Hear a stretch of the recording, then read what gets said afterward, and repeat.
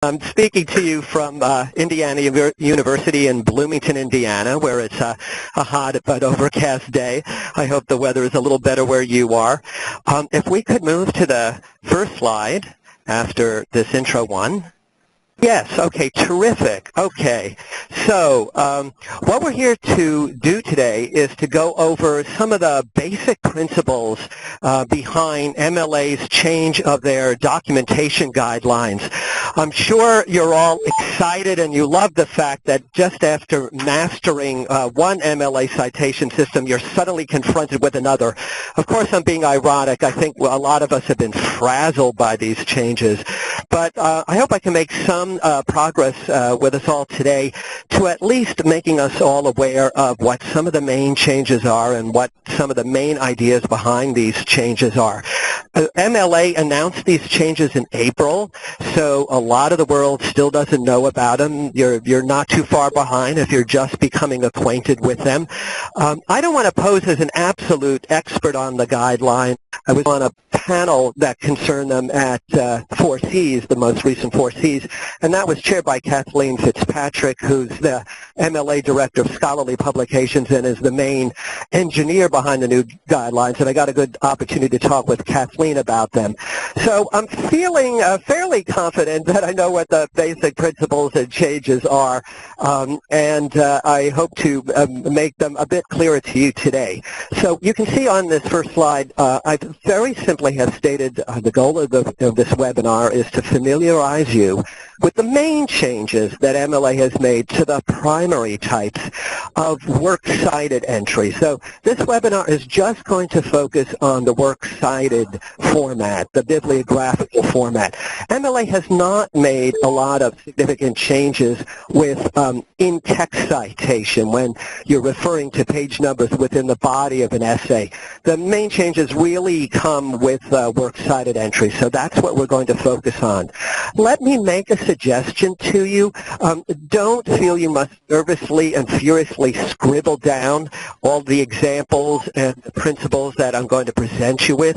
I think it would be far better if you try to relax and you just sit back and you try to get the gist of what these changes are. Bedford is going to make this webinar with all of his examples available to you after the presentation is concluded. You'll have that log. You can go back to the examples. Today, I think we will have all accomplished a lot if we just review the gist of things, and that's what I'm going to focus on. So I'll be emphasizing with specific examples the basic ideas and principles that MLA has put behind them. So if we could turn to the next slide. There we go. Okay, I wanted to lay out for you what the structure of this webinar would be. There's going to be a brief prologue, to use a fancy term, stating some of MLA's main principles behind the changes. And then, as you can see, we're going to proceed through entries for printed books, entries for printed articles, entries for online sources. I'll spend a good chunk of time on that because I think your students will be using online sources quite a bit. And then we'll also be spending some time on other kinds of sources, particularly films. And there'll be a very brief coda, to use another fancy word, where I suggest a couple of ideas for teaching. So if we could move to the next slide, we'll go right to some of those MLA principles. Okay, I think that MLA, in making these changes, has had four basic principles at work.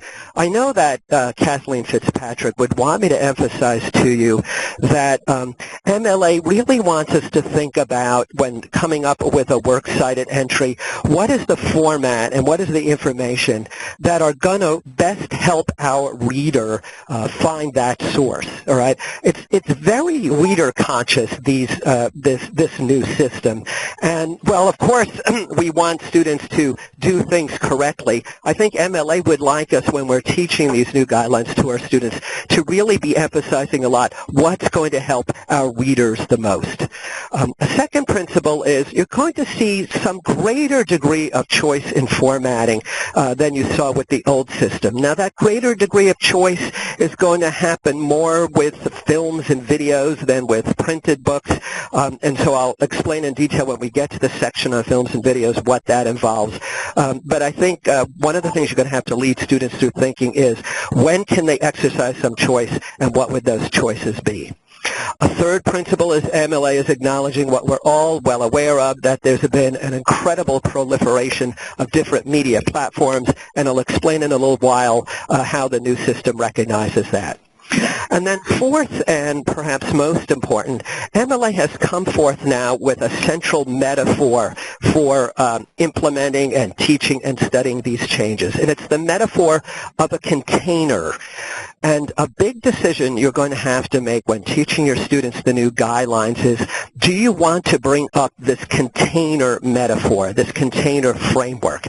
I think much can be said for bringing it up, but I don't think it's a necessity by any means. And so after the end of this webinar, that's one of the things you'll want to be thinking about. Is it useful to use this container framework or not? If we could go to the next slide. Let me briefly show you what this container metaphor involves, and then I'm really not going to be referring to it very much in the slides that follow. I will come back from it from time to time. But if you can imagine, the left-hand column you're seeing on your screen would be a container, and this would contain the main information about the source that you're formatting, putting in the works cited. You'll see the order of the information. It goes from top to bottom. Now, you may be somewhat puzzled that we're all suggesting there can be a second container. That would be the column on the right-hand side. The notion that there's going to be a container within a second container is going to come into play with very particular examples, most notably when we're referring to an online journal that you find in an online database. And I will come back to this two-container idea when I talk about that kind of entry. For now, just let me leave in your mind that MLA has this metaphor of a container. It visually illustrates it by having two containers with the information that's their contents reading in priority from top to bottom. I don't want you to be lost on this because I'm only going to refer to it a little bit more as we proceed. And why don't we move on now to the exact specific entries. And we're first going to do a printed book with a single author. Now, in some of these slides, I'm going to be presenting you first with what the old system was doing, and then I'm going to be presenting you with what the new system is doing. So with a printed book with a single author, all right, you'll see under then at the top, this is how the old system would put in the works cited the book by Richard Sennett called The Corrosion of Character, all right? Let's look at the now and see what the changes are. And I've identified the changes at the bottom of the slide. You'll see, first of all, whereas the old entry had New York, where the publisher's city was, the new system deletes the city. MLA has gotten rid of cities, not with one atomic blast, but with one recommendation for what you should do with works cited entries. I think the thinking here is that many publishers publish in different cities, and so sometimes entries had varied. So for Routledge, sometimes people would put London, sometimes people would put New York, so you would run into inconsistencies. Getting rid of the city eliminates those inconsistencies. It's one less thing to think about. I personally think it's a good change that MLA has made, that you no longer have to put the city. You will also see that in the old system, under the then, you had to end the entry by specifying in a separate sentence of its own the medium of publication. For the Sennett book, it was print. Now, under the new system, you no longer specify the medium. That drops out along with the city. I think MLA is recognizing that there are so many media platforms on which any text could be mounted that it no longer makes sense to specify one particular medium. At least I believe that's their thinking. In any case, you're no longer specifying the medium as you did under the previous system. So the city is gone, the medium is gone. Here's one thing MLA, however, wants you to do more of. You'll see in the old system, it was enough to say that the publisher was Norton. Now MLA wants you to write out the full name of the publisher, so it would be W.W. Norton. Unless you have the word company or incorporated, in which case you don't have to write those words out. But if the company has a fuller name than, say, Norton, you'll write W.W. Norton. Similarly, Penguin, the full name is Penguin Books, and MLA would want you to put that. To be honest, I'm not going to take off if a student simply has Norton again, but I am pointing you to that what MLA wants you to do is the full publisher's name. So the city is gone, the medium is gone, and the publisher's full name is written out.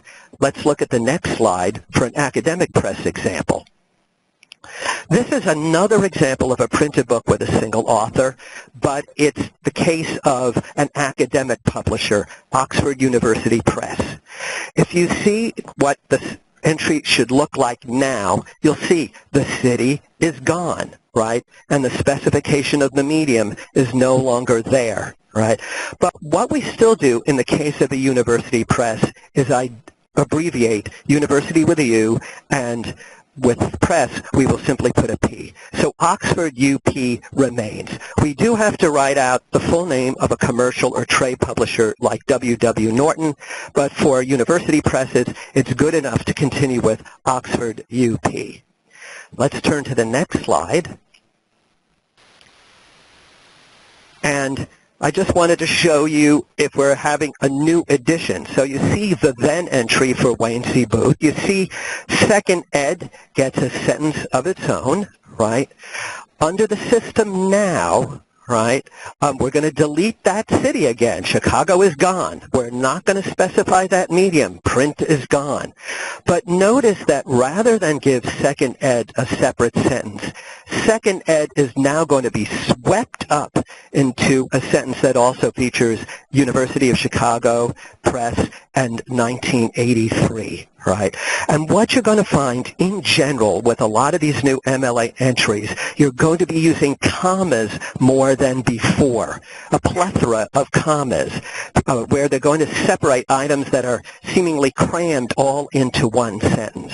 So think fewer periods, more commas, and that's what you see in the shift between the then Wayne C. Booth entry and the now Wayne C. Booth entry. If we could go on to the next slide. Here's an example. I wanted to give you an example of a printed book with a single editor, all right? You see the then entry for this book, Idols of Modernity, which has been edited by Patrice Petro. And you notice under the old system, the editor's name would come first, and it would be simply followed by ED, period. Look what's happening now under the new system, all right? Nowadays, MLA wants you to write out the word editor. And that will be a key change, all right? You'll also see that once again, the city is deleted. New Brunswick is now gone. The medium is not specified, but we do have the writing out of the editor's name. And that we'll see as a pattern through a number of these entries, okay? So there are deletions, but things are written out, and we'll also see greater number of commas come into play. If we could turn to the next slide. I wanted to show you when we have multiple authors or editors, okay? And you see the new system entries now for the David Herman and his co-author's book, Narrative Theory, and the Native American Keywords book, which has multiple editors, right? You'll see that the cities are gone from the entries. We can still say U of Arizona P, Ohio State UP. We no longer specify the medium as print, right? I did want to call your attention to the fact that nowadays MLA wants us to use et al. When you have more than two authors. So that narrative theory book actually has, I believe, 5 authors. And that Native American keywords book has, I believe, 3 editors. It used to be the case that you would use et al. Only once we were past 3 authors or 3 editors. But now, as you see, I've identified under changes, we're going to use et al. When there's more than 2 authors or 2 editors, when there's 3 or more. All right? So that's a slight broadening of the use of et al. If we can move on to the next slide. I wanted to point out to you how we document a translator. So Jorge Luis Borges, his collective fictions. Under the old system, we'd have a separate sentence, trans, standing for translator Andrew Hurley. Now look at the new system, right?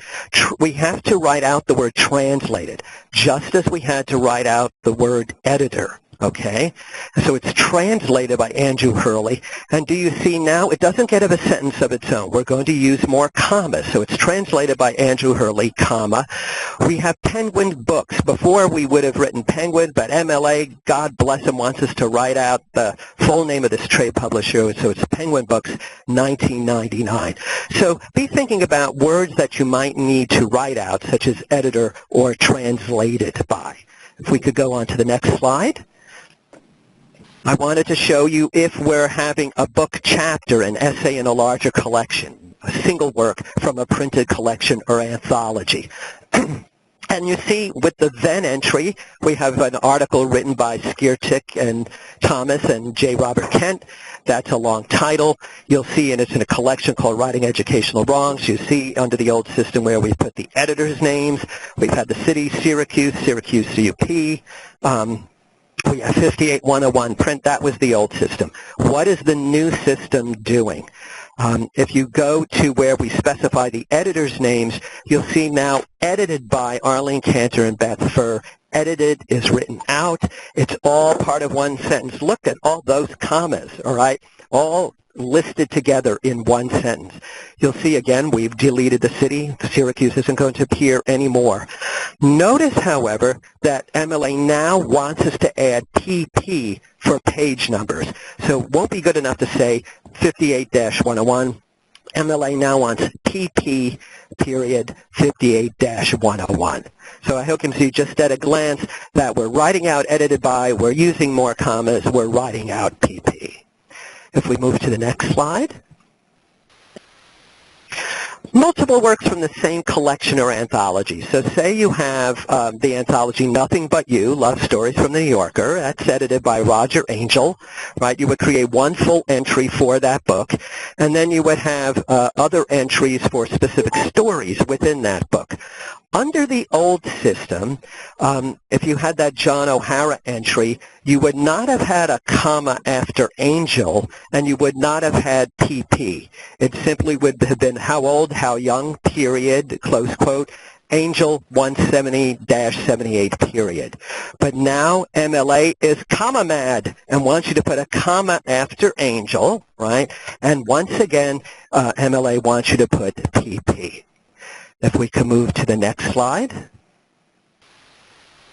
Let me summarize the basic principles I've been talking about so far with printed books. We're deleting the city of the publisher. For a trade or commercial publisher like Penguin or Norton, we're writing out the full name. University presses will still keep the abbreviations U and P. We're deleting the medium that under the old system appeared at the very end of the entry. We're writing out words like editor, translator, edited by, translated by. We're putting P or PP in front of page numbers. Right?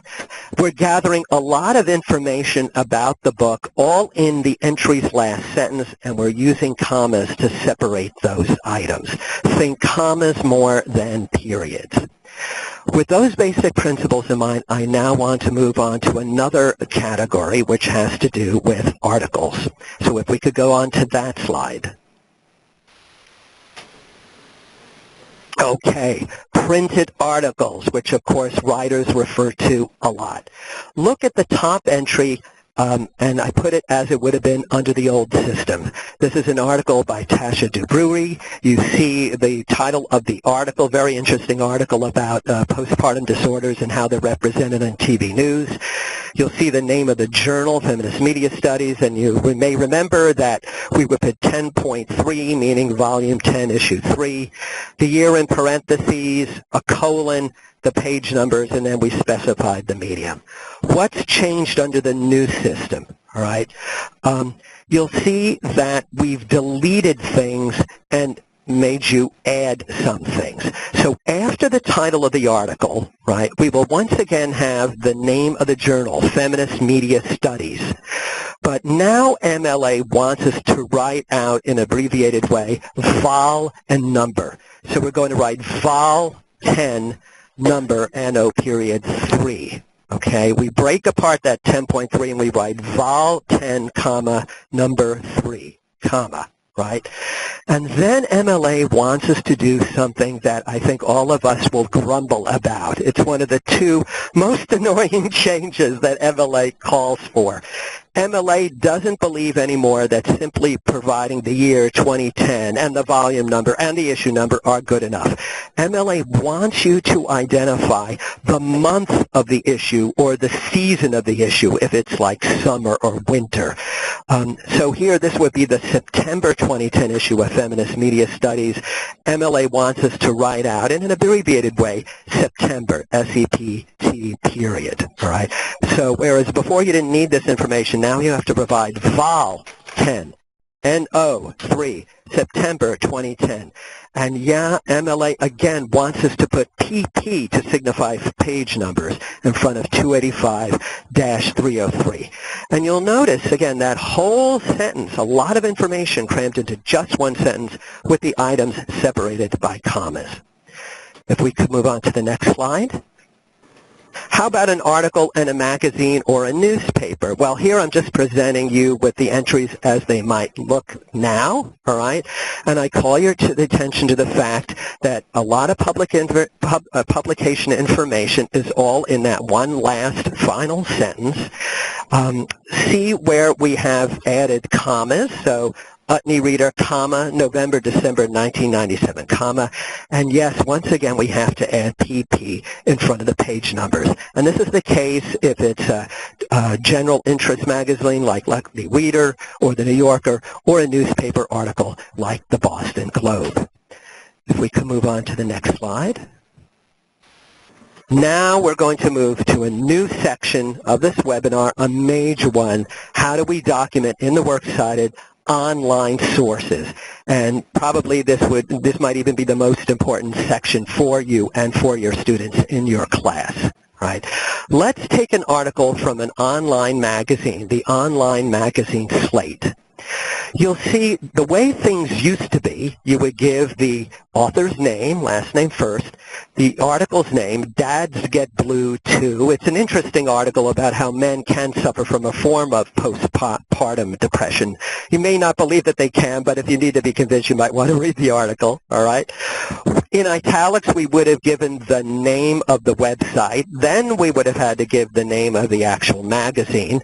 Then we would give the date when the article was first posted. We would have identified the medium, web, and then we would have ended with the date when we ourselves as writers accessed that article.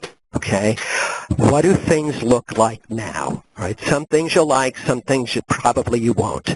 With the now way of doing things, again the author's name, again the title of the article. We do, of course, have to give the date that the article was posted again, and that's 4 November 2010. Right? Notice we're packing a lot of information into this final sentence, and so we're using commas. There's not a period after 4 November 2010 like in the old system.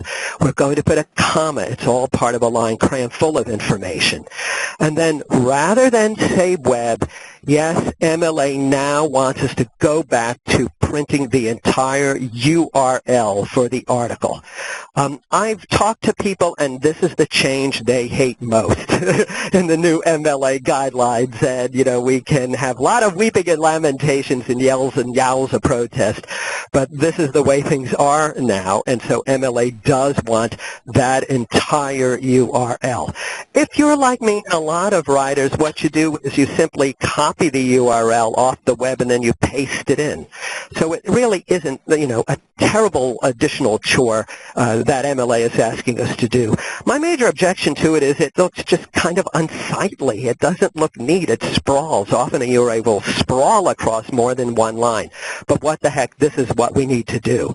As some compensation or a trade-off, you no longer need to provide the date you're accessing it. So whereas the older entry ended with 9 November 2010, the access date, MLA is no longer asking for that. So we no longer need to give the name of the website. We can just give the name of the magazine. We're using a lot more commas again. We're having to provide that URL, and that's the most dramatic and some would say most insufferable change, but there it is. And we're deleting the medium, web, and we're no longer having to provide the date of access. How about we turn to the next slide?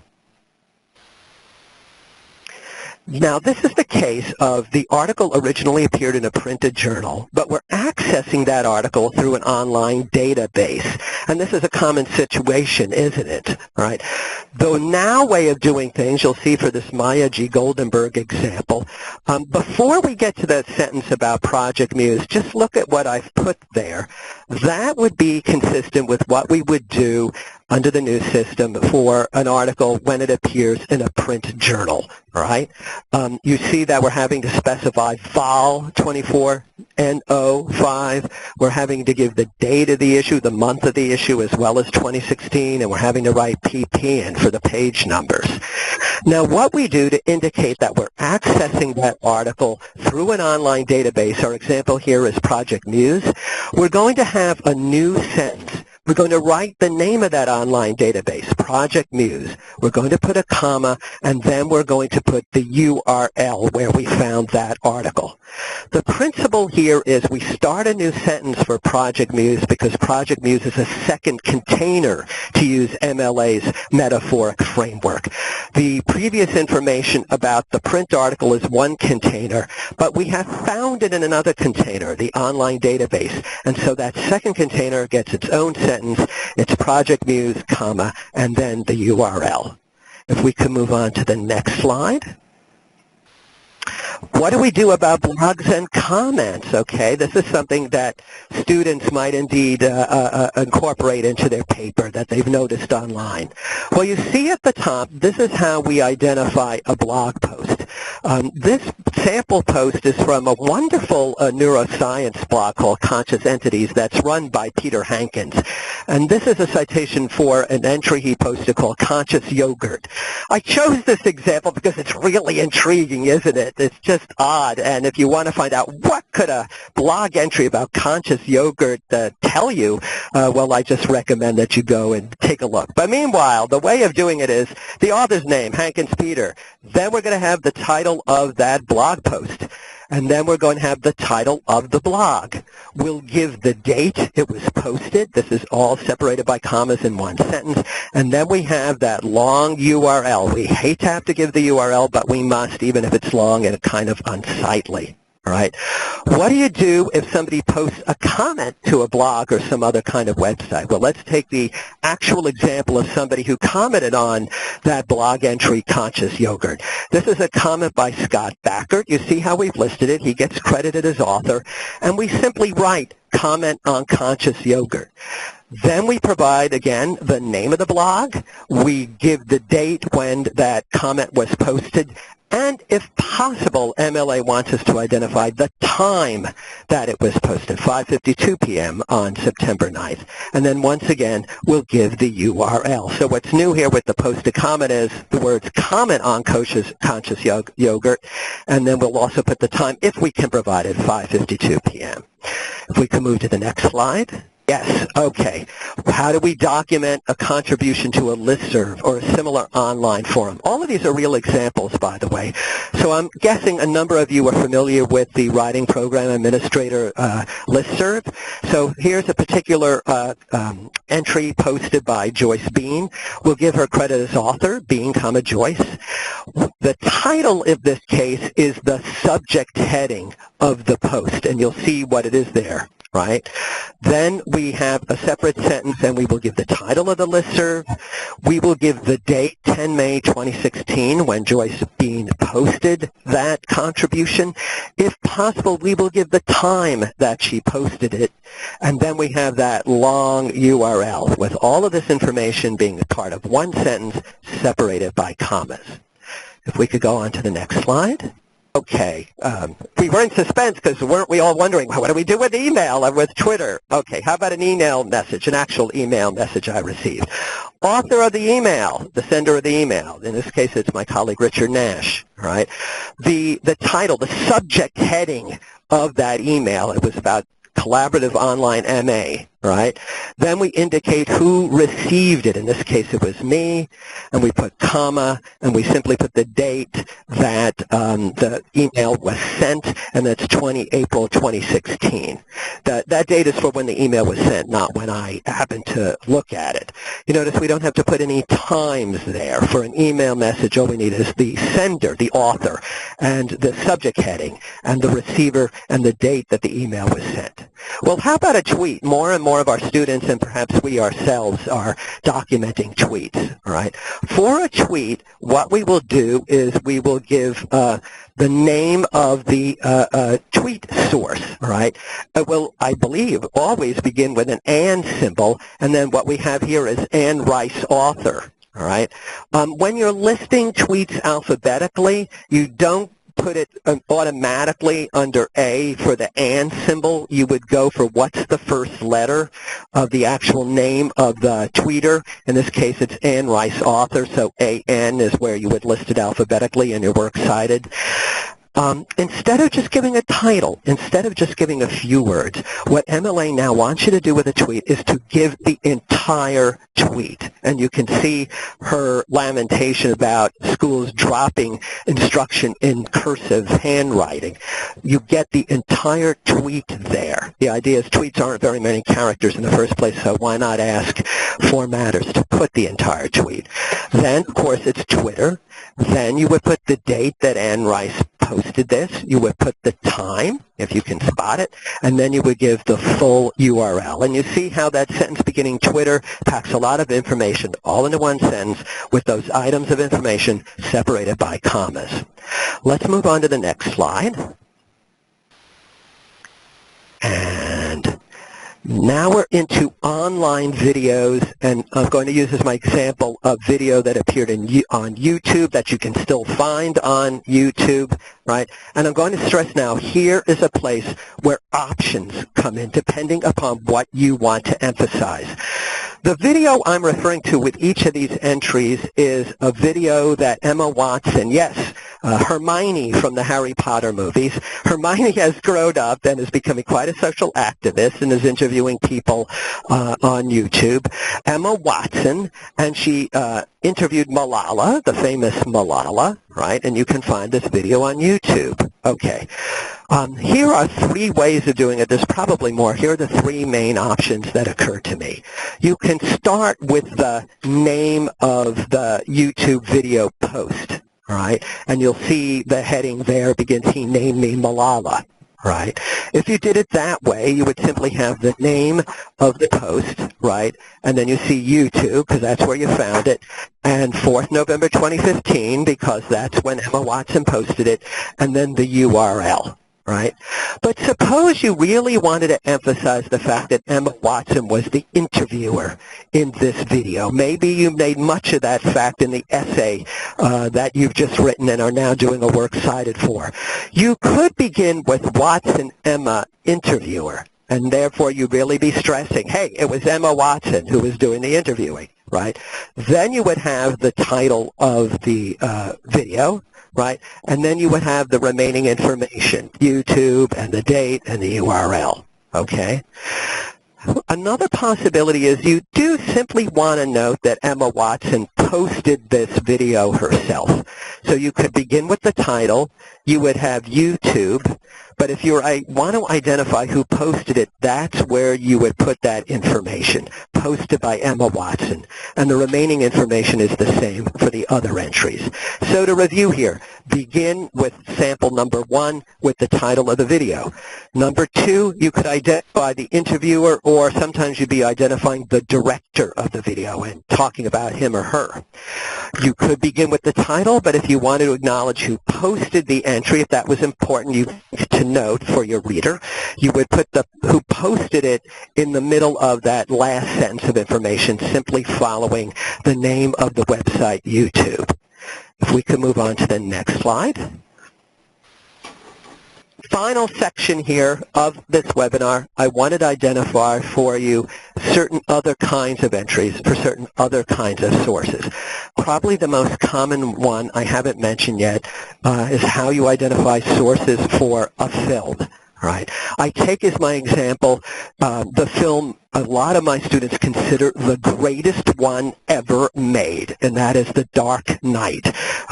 Forget about Citizen Kane, forget about Casablanca or Gone with the Wind. For many students, it's The Dark Knight. So I chose to, and I've read many papers on The Dark Knight, so that's why I chose it for my example. Okay, what you get? You have options, all right?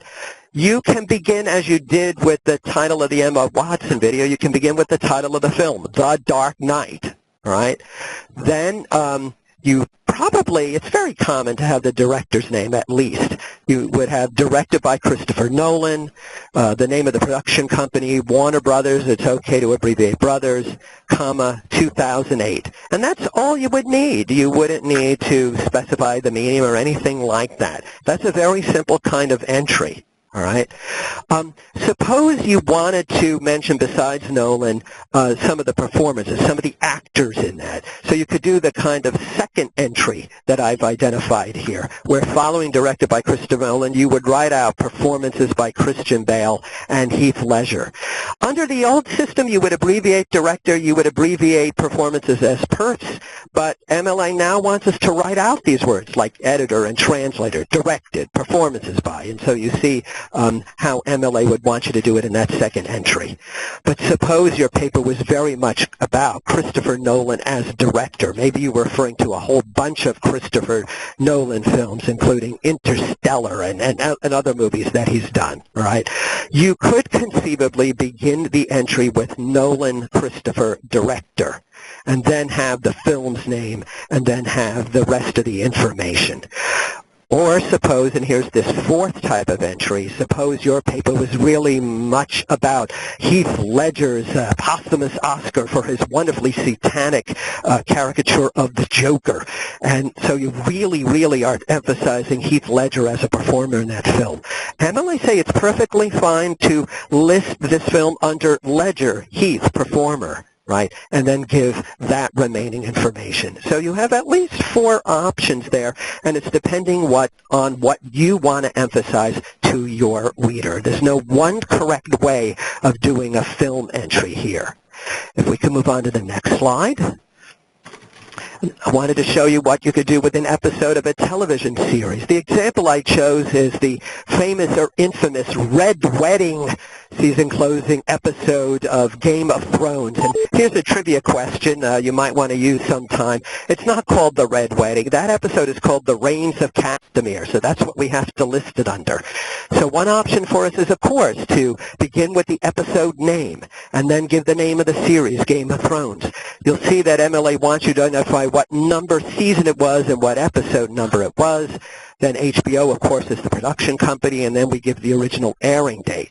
And all of that information is in one sentence separated by commas. We're really sprinkling commas like in droplets of the morning dew here. Another possibility would be, again, to begin with the name of the episode and, again, have Game of Thrones. But let's say you referred to the fact that these were the creators. You referred to the fact that the creators created it in your essay. You referred to in your essay to the performances by some of the actors. You could list them there in the entry. So you see the difference is the second type of entry gets more of the personnel involved in that episode into the entry, whereas the first way of doing things simply lists the title of the episode and the other basic facts about it. Let's move on to the next slide. This is what you might do with the episode of a radio program or podcast. So you see, let us say the host, spokesman, chief originator of the broadcast was Christopher McDougall. This was actually a TED Talk that was presented in excerpted form on National Public Radio's TED Radio Hour. So we would have the title of his talk. Then we would have the name of the program, TED Radio Hour. Then the producer, which was National Public Radio. Then that's the date of airing. And then assuming that you access this online, you would have to give that long, unsightly URL. And it is unsightly and it is long, but you would need to provide it. Let's look at the next slide. What do you do with a sound recording? Again, you have a few choices, all right? Notice that MLA, and this is their principle, begin it with the name of the person or group you want to emphasize. It's sort of the same principle as we did with the Dark Knight, all right? Very often you would begin with the principal performers. In the case of a rock group, say Sonic Youth, you would start with Sonic Youth. You would give the name of the song you were discussing, and then you would give the name of the album, in this case, Rather Ripped, and Geffen would be the record label, and 2006 would be the year it came out. But suppose you were really emphasizing something else. The second entry notes you might be referring, in fact, to the composer, Johann Sebastian Bach, not Sonic Youth, but Bach, and you really wanted to emphasize Bach as the composer there. Then you would give the name of the album, and just as we did for a film or a television series, we could give the names of the performers, and you'll see that I've listed them there, and the record label, and then the year, the date in which the album came out. If we go to the next slide. A personal interview, this is very simple. I did an interview here on campus with the Rolling Stone rock music and editor Anthony DeCurtis. So all I would have to do in writing an essay which referred to it is have DeCurtis Anthony, the person I interviewed. Then I would write personal interview, comma, and I would give the date that I interviewed him. That's all I would have to do. I guess it's the simplest entry that we've got in all these examples. We turn to the next slide. What about lectures and conference presentations? Okay, so for the first one, and this was an actual wonderful lecture that the historian and New Yorker writer Jill Lepore gave on our campus, so Lepore Jill, no surprise there. Then the title of her lecture, then we would give the date of the lecture and the venue of the lecture, in this case, Indiana University, Bloomington. Okay. What if you were referring to a conference presentation? And here I'm going to cite my co-panelists. We were on the same panel together at the recent 4Cs, a panel about these new MLA guidelines. Bonnie Lenore Kyberts, we would start with her name, and then the very intriguing title of her paper was How Do I Cite the Stephen Hawking Hologram? This was a discussion about Stephen Hawking's appearance via hologram to give a lecture at the Sydney Opera House. Hawking was remaining at home in London, and through a great deal of technical assistance, a hologram version of him was projected onto the stage of the Sydney Opera House, and a mass audience got to hear what he had to say, and even interviewed him, or interviewed his hologram during the proceedings. Bonnie's paper has that as a title. How do you cite that? It's the annual meeting of the Conference on College Composition and Communication, which is always the very long-winded name of the 4Cs meeting. We would give the date. You could simply say Houston, but if you wanted to specify even more exactly the venue and give a commercial, do an ad for Hilton, you could write Hilton Hotel, right? But it's the speaker, the title of the presentation, the name of the meeting, the date at which the person spoke, and then the location, and Houston would be good enough. Let me turn to an image, our next slide, of Stephen Hawking in holographic form. He's really not floating above the stage of the Sydney Opera House with that interviewer looking on and enthralled or aghast or in awe. That's a hologram version of him. Hawking was at home in London. But I want to end with this image, and then I'll invite your questions, because I can use it, I hope, to suggest an idea for teaching. The title of Bonnie's paper was, How Do I Cite the Stephen Hawking Hologram? She did not give the answer. I was hoping she would. But really, and to be fair to her, she simply wanted to raise the question and get us thinking about different citational practices and problems and challenges. I think a good way, perhaps, to teach at least some of these new MLA guidelines and entries is to pose to your students the Bonnie's question. Okay, if they were going to refer to the Stephen Hawking hologram's appearance at the Sydney Opera House, well, how would they cite it? How would they investigate where it appears? And there happen to be news stories about it. Is it enough to cite a news story about it? There's some YouTube excerpts of it. Do they want to cite a YouTube excerpt? And if so, what's the best way, what's the most informative way for their reader of citing what they see in the YouTube video? The YouTube video, there's several of them, are ones in which Stephen Hawking gives an answer to a question that concerned whether the band One Direction could appear in alternative worlds. It's a very interesting answer he gives. I recommend it to you. At any rate, by pursuing questions like these, we get students thinking about the larger issue of how texts travel through cyberspace, the social circulation and life of information. This takes us well beyond just getting the commas in the right place, and I think that can be a really interesting line of inquiry for students to pursue so they don't simply see these MLA entries as matters of pedantic correctness, getting the rules right.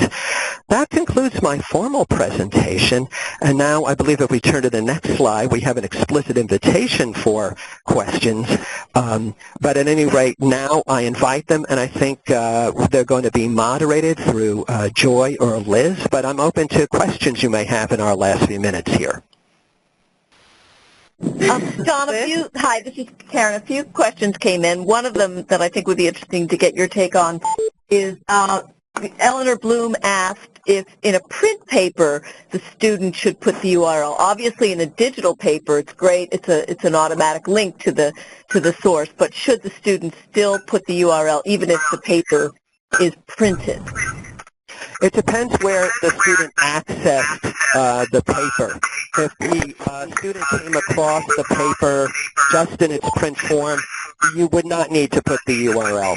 If the student accessed the paper online, which can be a convenient thing to do, and wants to help the reader do that, then the student should put the URL. I think you have a bit of a choice there, but it depends on what kind of help you want to offer the reader.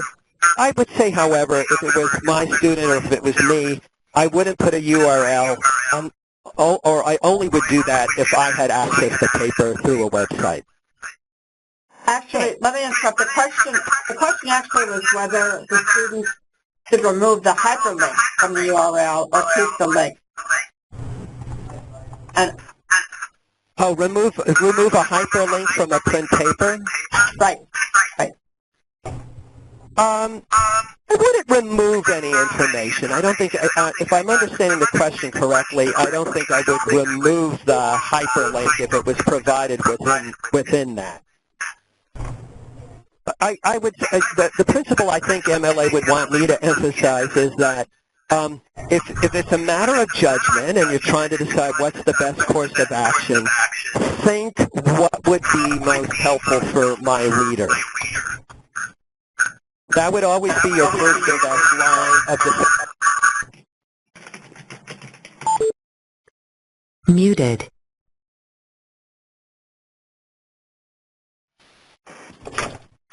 Hello?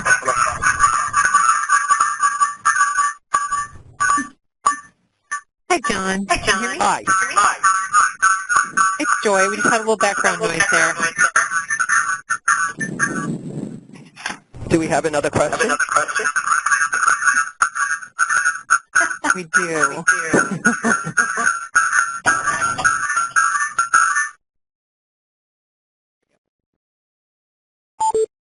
Muted. Are you there? Yeah. Oh, great. Yeah. Okay, that seemed to work. Here's the next question. This is from Kay. URLs for articles cataloged inside a database like EBSCO won't take someone automatically into the article. Students can use the permalink as the URL for better results. Is this covered by MLA?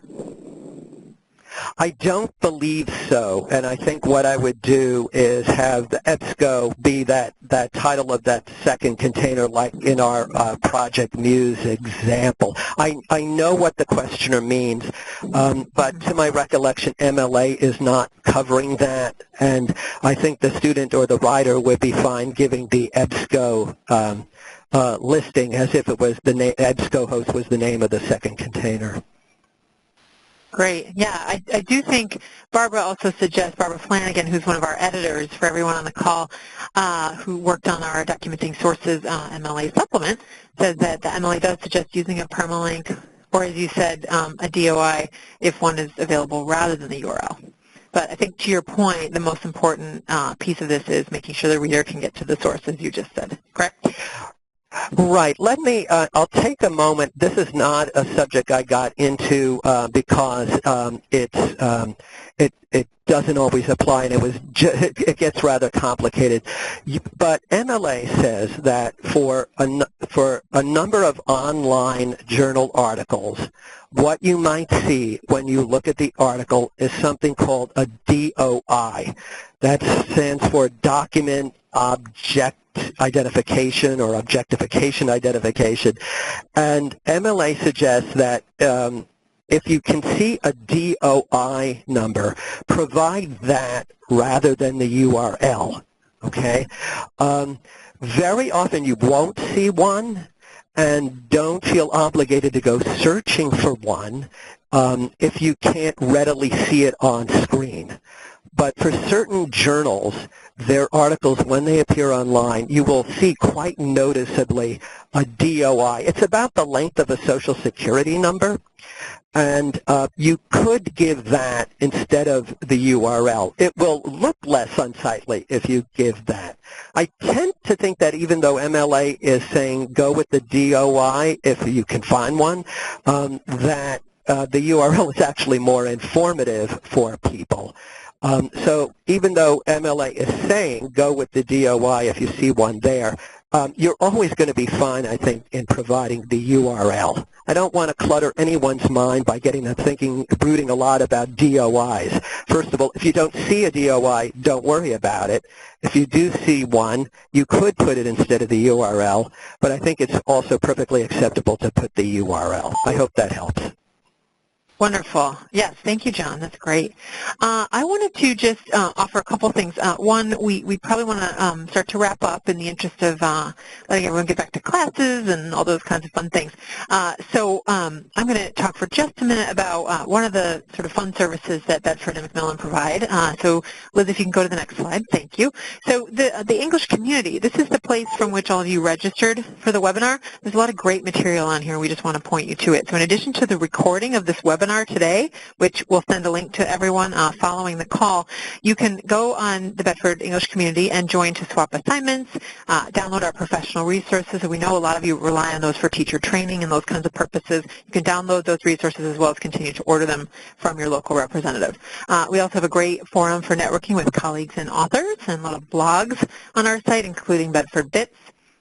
And finally, we're going to be starting a reviewer's corner. So if you're interested in reviewing a product, we'll have the means for you to do that on the site as well. You can go to the next slide, Liz. Okay, so this is our closing slide, and I wanted to just offer to continue the dialogue. So those of you who have questions for John or for any of us at Bedford in terms of MLA and how it all works and how you can deliver this information to your students in a way that makes sense to them, we provided John Schilb's email address here. So that's jschilb@indiana.edu. The J would be lowercase. Sure. Thank you. Yes, and he was kind enough to say, yes, please have people reach out to me if they have questions. So, John, I want to thank you for that offer, and I also want to thank you for the great work you did in putting this together. A lot of the feedback on Chatter says people were really pleased with how easy it was to follow along, and they really just want to get their hands on the recording afterward. So thank you so much. Okay. Well, it's been a pleasure for me to talk with you all today. Wonderful. Have a great weekend, everybody. Thank you. Okay. Thank you. Thanks, Joy. Bye-bye. Sure. Bye. Bye.